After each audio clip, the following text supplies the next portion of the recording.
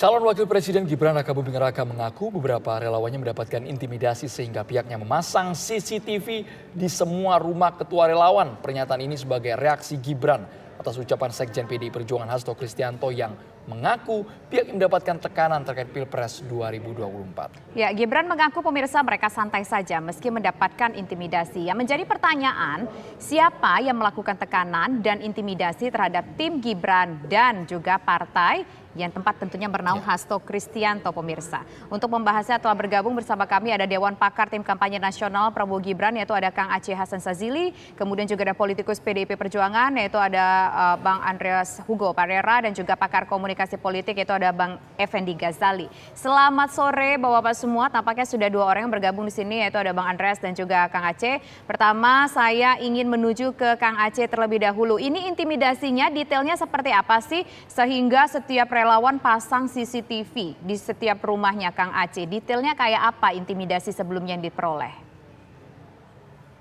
Ya, saya kira memang dinamika menjelang pemilu dan Pilpres 2024 ini selalu kita melihat ada peristiwa-peristiwa yang memang ya antar relawan ya antar pendukung ya, mereka sangat bangga untuk mempromosikan para kandidat-kandidat yang didukungnya. Dan tentu bagi kami ketika sekarang secara sukarela beberapa kelompok masyarakat memberikan dukungan terhadap Prabowo Gibran, tentu bagi kami itu sesuatu yang sangat positif ya. Dan mungkin ada pihak-pihak yang memang tidak siap untuk menerima perbedaan, menerima terhadap adanya sikap politik yang telah diambil oleh Mas Gibran gitu ya. Atau itulah yang kemudian menimbulkan reaksi bahwa sikap dan pilihan politik itu menimbulkan reaksi dengan cara yang melakukan upaya mengintimidasi gitu ya kepada relawan-relawan tersebut. Gitu. Nah, tentu intimidasi itu tidak dalam pengertian baik secara langsung maupun tidak secara langsung ya. Misalnya karena saya kira bahasa-bahasa non-verbal yang digunakan di dalam ketika berbeda pilihan, akhirnya ya menimbulkan reaksi yang seperti yang disampaikan oleh Mas Gibran tersebut gitu loh. Nah tentu bagi kami menghadapi situasi seperti begitu ya kami juga harus antisipatif gitu ya, karena dalam konteks bagaimana kita membuktikan bahwa adanya upaya untuk intimidasi tersebut, maka mesti ada alat bukti dong kalau memang misalnya ada mekanisme yang nanti akan dilakukan supaya hal seperti itu tidak terulang kembali. Maka seperti yang disampaikan oleh Mas Gibran, ya kita untuk mengantisipasi jika memang ada tekanan-tekanan tersebut, ada intimidasi tersebut ya dengan cara memasang CCTV itu gitu. Baik Kang Aceh, kalau dari kubu PDI Perjuangan, Bang Andreas apakah juga mendapatkan tekanan yang serupa? Apakah sudah tahu siapa sebenarnya yang mengintimidasi? Bang Andreas. Sorry, tadi saya tidak terlalu dengar apa yang disampaikan oleh Kang Aceh, tapi saya kira kalau orang intimidasi itu biasanya intimidasi itu kan menakut-nakuti, memaksa orang untuk berbuat sesuatu yang biasanya tidak, yang melakukan itu tidak menunjukkan jati dirinya gitu. Sehingga justru di sini ya kalau Pak Hasto menyampaikan itu, Pak Sekjen menyampaikan itu, tentu harus ada petugas yang kemudian melakukan pengecekan, penyelidikan sehingga bisa ditemukan gitu. Yang bisa kita lakukan adalah memberikan indikasi-indikasi. Tapi kan Pak Hasto kan juga menyampaikan orang-orang yang diintimidasi, sehingga dengan demikian kalau pihak keamanan mau melakukan penyelidikan lebih jauh, bisa melakukan itu dengan mendatangi orang-orang ini gitu. Jadi hal yang berbeda dengan apa yang disampaikan oleh Mas Gibran. Mas Gibran juga ya mungkin tidak tahu juga gitu siapa orangnya, sehingga mereka memasang CCTV itu gitu. Dan CCTV itu kan tugasnya, fungsinya untuk kemudian bisa memantau orang-orang yang melakukan intimidasi itu, sehingga dengan demikian kita bisa mengetahui gitu. Ya bagus kalau Mas Gibran punya kemampuan dan anggaran untuk sampai ke setiap relawan itu dipasangin CCTV, kan luar biasa itu kan. Kalau di PDI Perjuangan kami belum mampu sampai ke situ soalnya. Baik, nah sekarang saya ingin ke Bang Effendi Ghazali. Bang Effendi Ghazali, ini kan kita lihat yang satu merasa diintimidasi, yang satu juga merasa diintimidasi. Dari segi katakanlah komunikasi politiknya, apa sebetulnya ingin disampaikan? Apakah yang satu merasa dizolimi, yang satu juga merasa dizolimi, atau merasa sama-sama terzolimi? Bang Ege. Ya, selamat sore.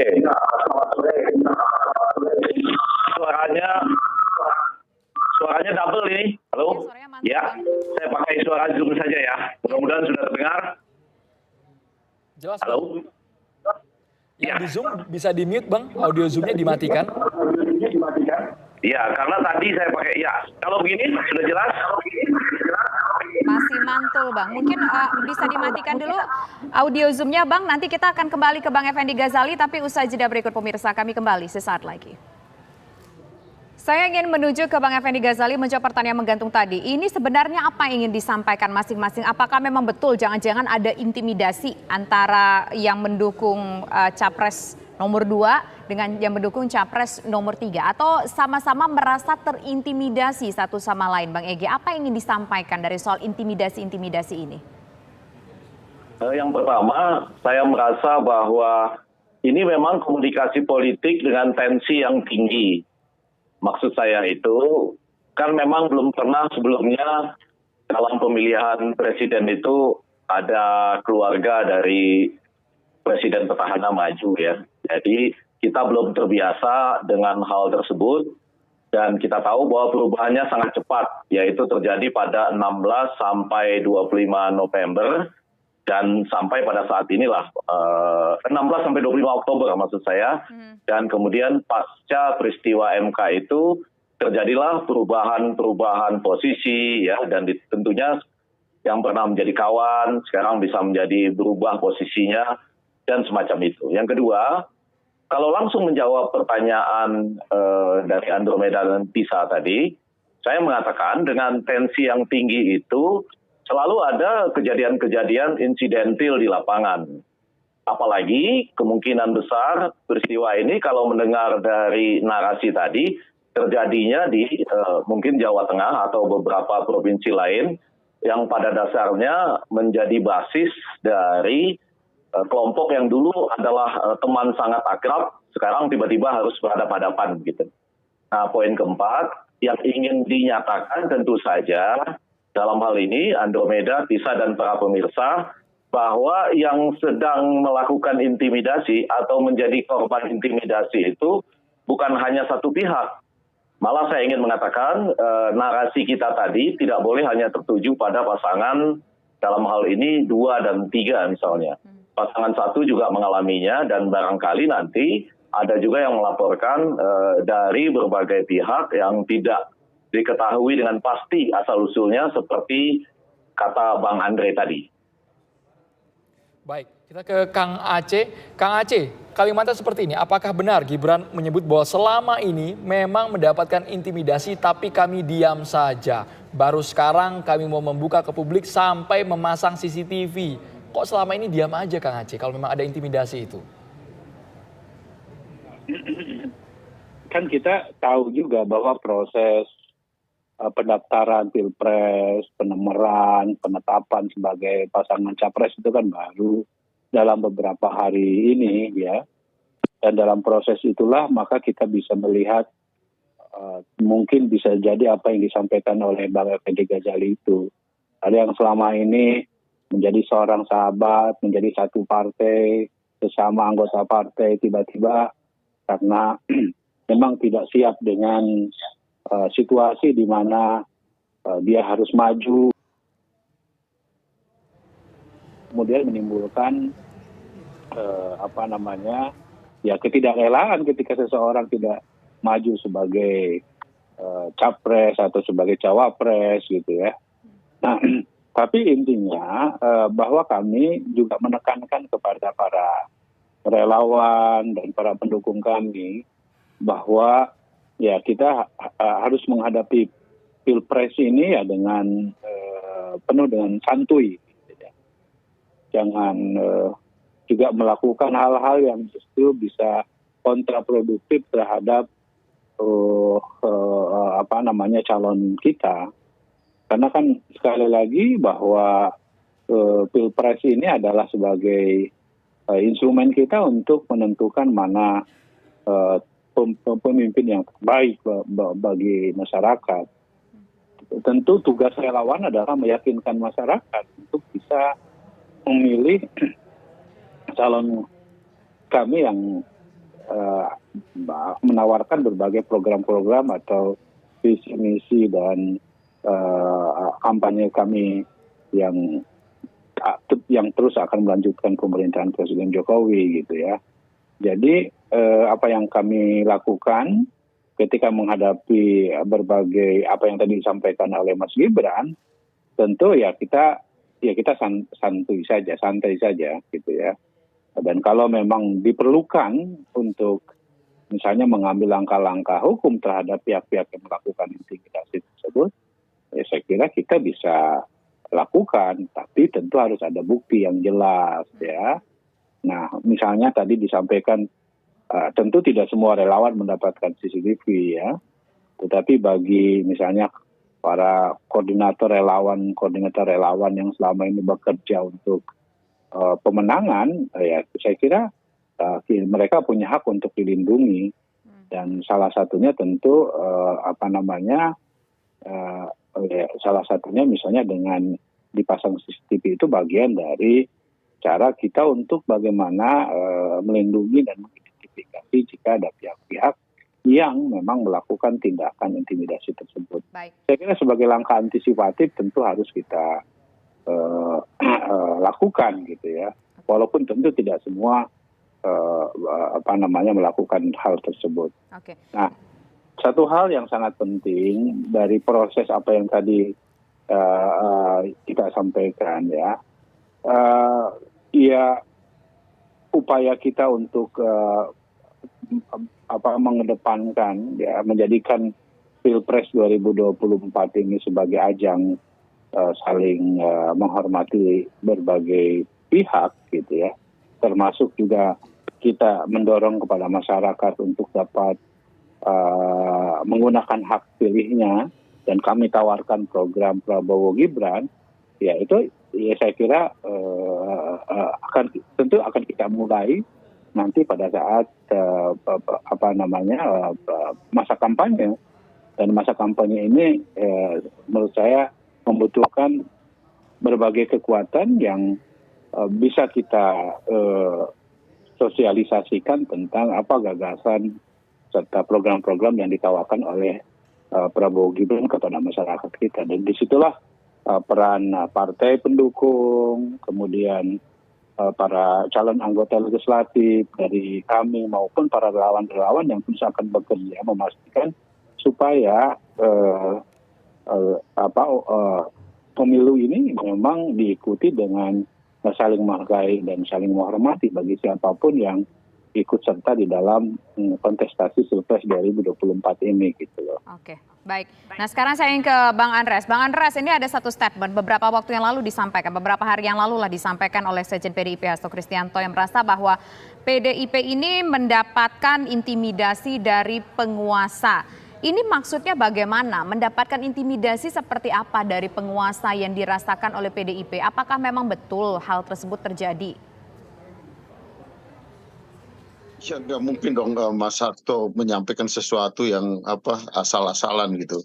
Dan apalagi ya, intimidasi terhadap seorang sekjen partai seperti PDI Perjuangan, pasti yang melakukan itu adalah orang yang tentu mempunyai kemampuan yang tidak main-main gitu. Kalau hanya sekedar tim-tim relawan ya mungkin ya asal masuk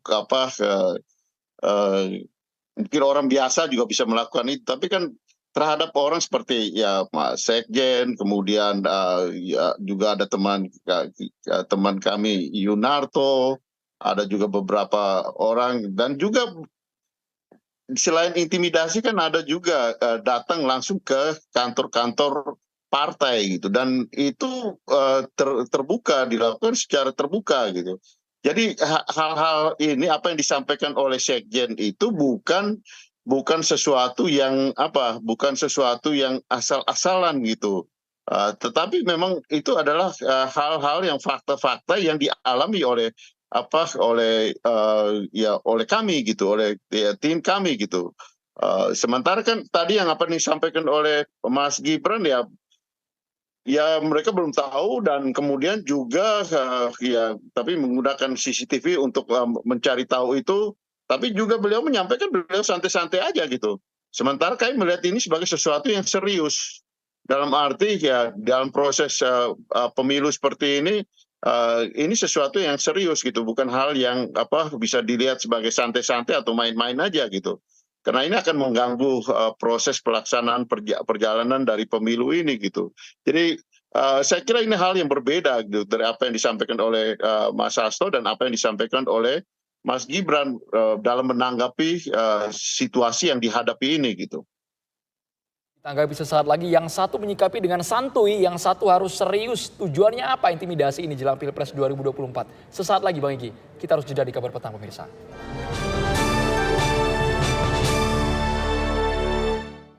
Kita ke Bang Effendi Ghazali. Bang Egy, Anda melihatnya apakah ini hanya gembar-gembor semata dan harus disikapi secara santuy atau serius? Tujuannya apa Bang sebenarnya dengan adanya intimidasi di kedua belah pihak ini? Ya, kita mulai dari sebab-sebabnya dulu ya. Kalau dibahas berdasarkan teori tentu ada 3. Yang pertama, mereka yang dalam tanda petik dekat dengan kekuasaan pada umumnya ingin melakukan exercise kekuasaan tersebut gitu ya. Jadi intimidasinya untuk memastikan kemenangan tertentu. Tetapi pada sisi lain, yang kedua itu ada juga teori yang mengatakan mereka yang merasa tidak ingin dipaksa dengan cara-cara tertentu melakukan intimidasi balik ya, untuk membuktikan kami nggak diam saja, kami bisa melawan. Nah yang ketiga ada juga penyampaian pesan yang ingin menyatakan bahwa yang menjadi korban itu bukan cuma kami sendiri. Nah bagian yang ketiga ini memang agak rawan. Jadi artinya bisa saja ada orang yang melakukan pada dirinya sendiri ya, supaya timbul korbannya bersama-sama. Tapi tentu kita harus jauh dari 3 sakwa sangka ini dengan menyambut apa yang disampaikan Bang Aceh, Kang Aceh dan juga tadi Bang Andreas dengan mengatakan bahwa satu, ini masalah bagi PDI Perjuangan dianggap masalah serius. Bukan lagi masalah santai atau santuy, karena misalnya mengarah ke pribadi sekjen ya. Jangan-jangan intimidasinya itu bisa juga terkait kasus-kasus dan lain sebagainya lah gitu.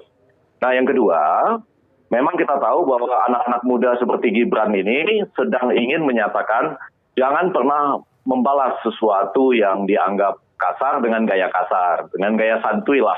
Karena itu dipasanglah CCTV ya untuk koordinator relawan. Walaupun orang bertanya-tanya hebat juga ya, bahkan kubunya Mas Gibran saja sekarang bisa diintimidasi gitu. Nah yang mau saya katakan, semua ini baik ya, sama seperti ketika PDI Perjuangan mampu membuktikan bahwa ada intimidasi lain dalam bentuk datang ke kantor-kantor, bahkan menurunkan baliho dan lain-lain.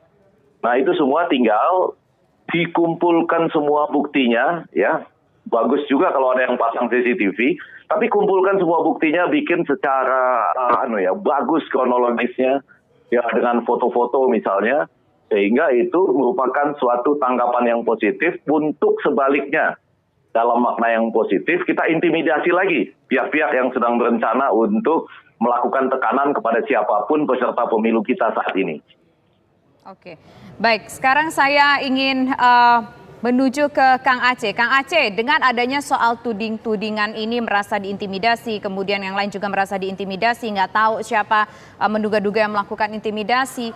Apakah cukup dengan melakukan pemasangan CCTV saja? Apakah mungkin ada langkah ataupun upaya juga? Apalagi tadi disampaikan bahwa ada tudingan ataupun ada dugaan dari PDIP yang merasa juga mendapatkan intimidasi dari pihak tertentu, Kang Aceh.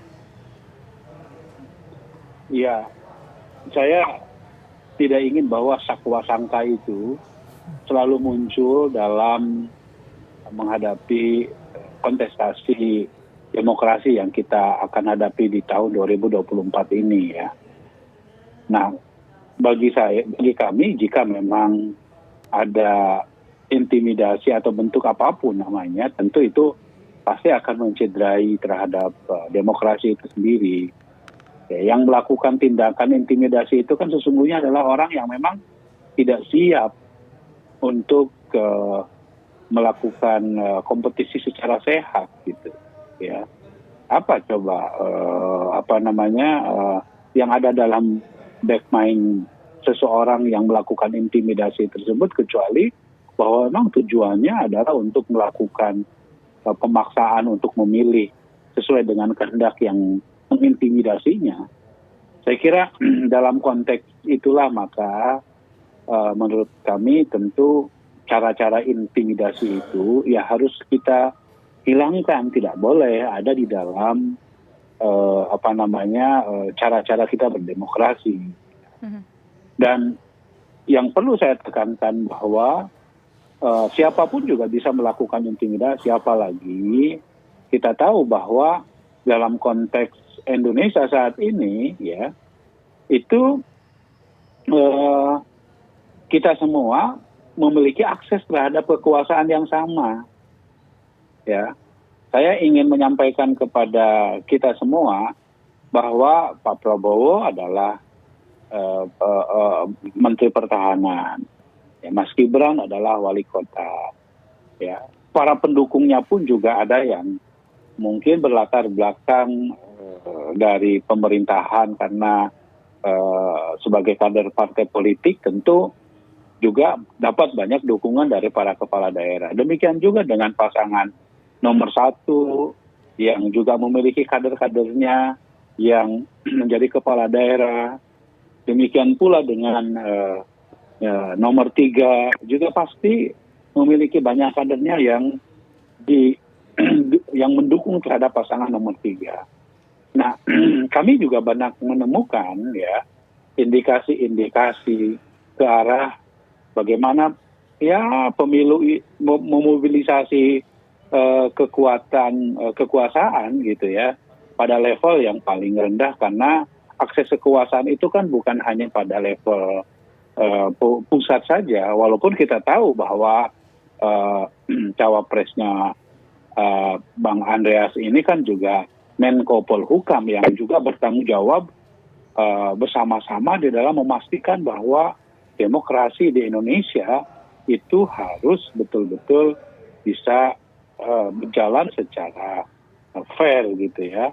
Dan kita juga menemukan ada indikasi juga, misalnya mobilisasi yang dilakukan oleh para beberapa kepala daerah ya. Ini tentu karena kita negara demokrasi dan proses pemilu kita ini ada juga penyelenggaranya yang dipilih melalui proses politik yang profesional gitu ya, maka tentu jika menemukan kasus-kasus seperti ini, saya kira penting juga ya kita melakukan langkah-langkah sesuai yang diatur di dalam baik dalam konteks rejim undang-undang pemilu maupun dalam konteks misalnya masuk dalam proses ranah hukum. Nah, tapi satu hal yang sangat penting untuk kita jadikan sebagai catatan dalam pemilu saat ini, saya kok berkeyakinan ya bahwa masyarakat itu memiliki cara sendiri ya untuk dapat menilai mana kira-kira capres-cawapres, dan mereka pasti memiliki rasionalitas sendiri tanpa harus melakukan upaya-upaya intimidasi atau cara-cara yang memang tidak etis di dalam menghadapi pemilu Pilpres 2024 Baik, Kang Aceh. nanti. Baik. Jadi penting sekali buat kita untuk menunjukkan bahwa pada level kita ya, apa yang disampaikan oleh Pak Hasto misalnya soal tokoh-tokoh yang diintimidasi tersebut diduga, saya masih ingin menyampaikan mungkin itu baru dugaan atau mungkin bagian dari upaya untuk menyampaikan ke publik bahwa ini kan proses yang ya kalau memang saya kira ada sesuatu yang perlu ditindaklanjuti ya ditindaklanjuti gitu. Jadi jangan menjadi satu satu upaya untuk melakukan delegitimasi terhadap proses yang ada saat ini gitu. Baik, Kang Aceh, kita ke Bang Andreas. Bang Andreas, kami dengar dari PDIP sudah mendirikan posko pengaduan hampir di seluruh wilayah basis dari PDIP. Apakah sudah ada yang masuk? Intimidasi tekanannya dari siapa? Sudah ada yang ketahuan, Bang Andreas, dari posko pengaduan yang didirikan? Boleh dinyalakan audionya, Bang Andreas? Ya, halo. Dilanjutkan, Bang. Silakan, Bang. Ya, posko pengaduan itu adalah reaksi terhadap intimidasi, tekanan yang dilakukan, yang terjadi selama ini terhadap kader-kader PDI Perjuangan atau kader-kader yang mendukung pasangan Ganjar Pranowo dan Mahfud MD gitu. Sehingga apa yang disampaikan oleh Mas Hasto itu kan sebenarnya sebelumnya itu adalah laporan-laporan yang datang secara sporadis lah. Ya. Misalnya apa yang sudah terjadi di Bali, apa yang terjadi di Pematang Siantar, apa yang ada di Solo, di mana Pak Ketua DPC Solo menyampaikan juga itu ke publik. Itu adalah laporan-laporan yang sporadis. Oleh karena itu, partai dalam hal ini juga tim kampanye Ganjar Pranowo Mahfud MD menginstruksikan kepada kader-kader partai untuk membangun posko-posko untuk melakukan dan juga bisa melaporkan ke pusat apa-apa yang terjadi, termasuk apa-apa yang berkaitan dengan intimidasi, yang berkaitan dengan tindakan-tindakan yang mencurangi proses jalannya pemilu ini gitu, dan mengganggu, tentu termasuk juga mengganggu pasangan Ganjar dan Pak Mahfud MD gitu. Apa yang terjadi misalnya dengan penurunan baliho, kemudian juga mendatangi kantor-kantor partai PDI Perjuangan, itu adalah bentuk-bentuk intimidasi yang terbuka, yang semua orang bisa lihat gitu. Apa maksud daripada kegiatan dan perbuatan-perbuatan itu? Meskipun sudah dijawab bahwa bukan hanya ke PDI Perjuangan yang didatangi, tetapi sebenarnya juga ya tidak ada suatu tujuan yang jelas juga gitu dengan melakukan hal-hal seperti itu gitu. Dan inilah yang dimaksudkan dengan intimidasi yang sudah terjadi gitu. Jadi ini bukan sesuatu penyampaian laporan-laporan kepada publik atau penyampaian kepada publik bahwa ini imajinasi kami gitu, tapi ini adalah fakta-fakta yang terjadi, yang sudah terjadi di lapangan gitu.